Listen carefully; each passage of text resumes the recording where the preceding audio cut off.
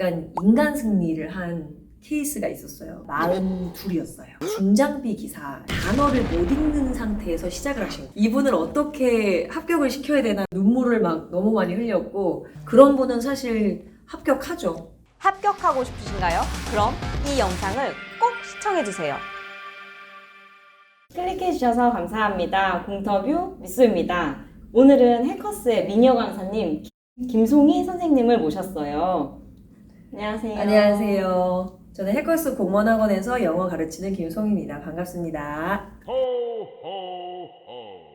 저는 저 공부할 때 엄청 노베이스였거든요. 네. 그래서 아이마이, 미마인 그것도 몰랐어요. 그래서 선생님이 생각하시는 노베이스의 기준이 어떻게 되는지 좀 궁금해요. 기본적으로 공무원 영어에서 베이스가 없다라는 거는 기본적으로 주어 동사를 못 찾는다.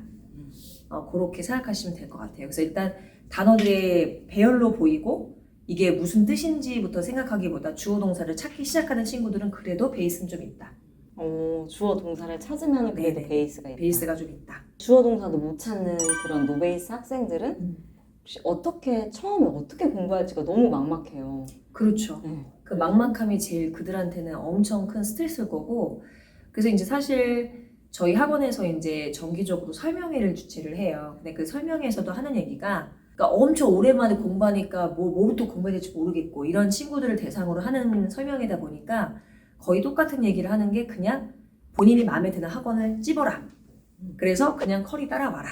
그러면 알아서 선생님들이 각각 단계마다 다 설명해 주시고, 너네가 이 단계에선 이렇게 공부하고 있어야 되고 다음 커리는 이거니까 이거 따라오고, 이걸 다 얘기를 해주시기 때문에 그냥 학원을 딱 선택을 하시든 선생님을 딱 선택을 해서 쭉 가시면 됩니다. 그러면 그런 걱정 안 하셔도 됩니다. 맞아요. 노베이스일수록 스스로 막 하는 것 대신에 선생님 커리로 쭉 따라가는 게 그냥 더 안전한 것 같아요. 그렇죠.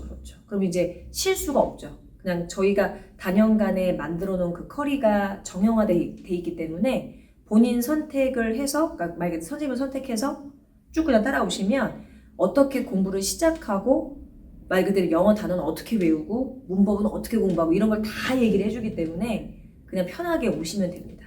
맞아요. 제가 선생님 영상 OT를 봤는데, 그러니까 다른 선생님도 그렇듯이 다 OT를 보고 나와 맞을 것 같은 선생님을 선택해서 쭉 가는 게 좋다고 생각됐어요. 맞습니다. 그래서 선생님 OT에서 저는 워낙 노베이스였으니까 노베이스인데 어떤 선생님 선택할까를 보고 선생님 OT를 봤는데, 스텝 1, 2를 보니까 네. 되게 마음이 놓이고 그걸 따라가면 되겠다라는 생각이 들더라고요. 마음이 놓이는 생각이 드셨어요? 네. 아, 그렇군요. 감사합니다. 맞아요. 왜냐면 생기초, 새롭게. 스텝 1에 생기초, 그 다음에 입문 들어가기 맞아요. 전에 스텝 2, 그 다음에 입문. 그렇죠. 네. 잘 보셨네. 네. 네, 맞습니다. 제가 또 궁금한 게 영어 점수 상승이 큰 학생이 좀 기억에 남는 학생이 있는지가 좀 궁금해요.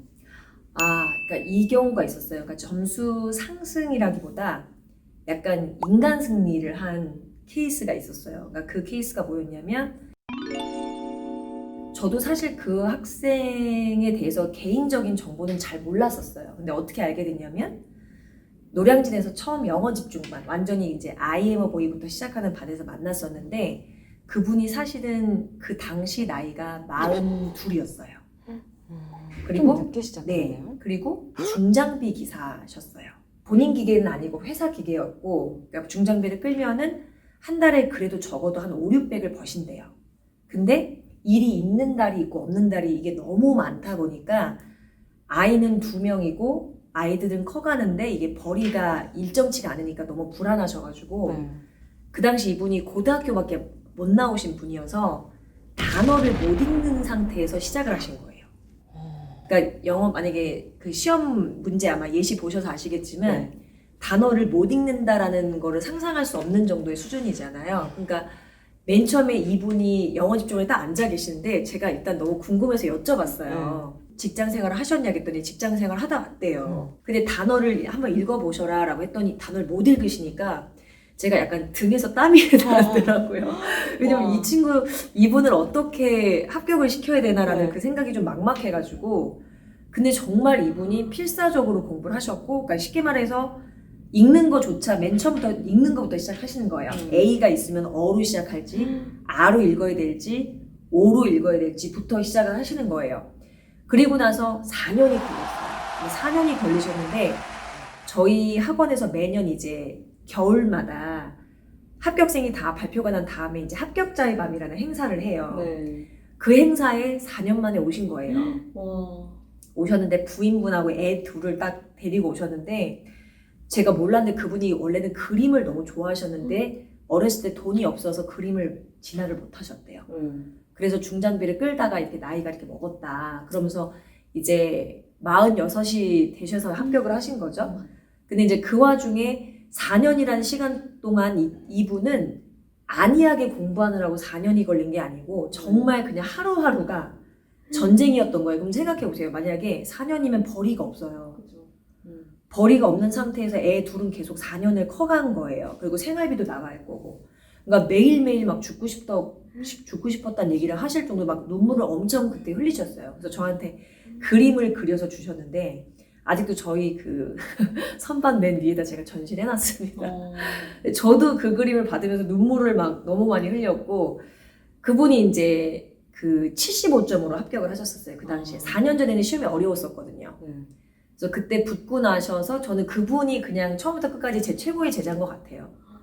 그러면 4년 네. 내내 실강으로 들으신 거예요? 실강만 열심히 들으셨어요. 그러니까 인강도 제가 추천해드렸었어요. 근데 인강은 안 되나. 일단 애들이 자꾸 옆에 와서 말 시키고 이제 집중이 안 된다. 그래서 학원에 나오셔서 최대한 자기는 공부하고 아내는 육아를 하는 거로 분담을 했다.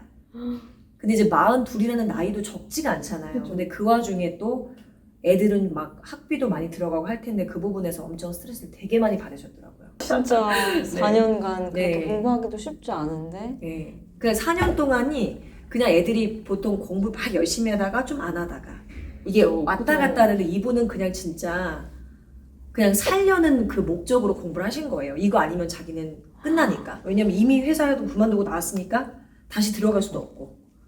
그러니까 되게 정말 벼랑 끝에 몰린 기분으로 공부를 하셨던 거죠. 그러니까 그런 분은 사실 합격하죠. 네, 합격하실 그쵸. 수밖에 없고 그랬으면 좋겠고.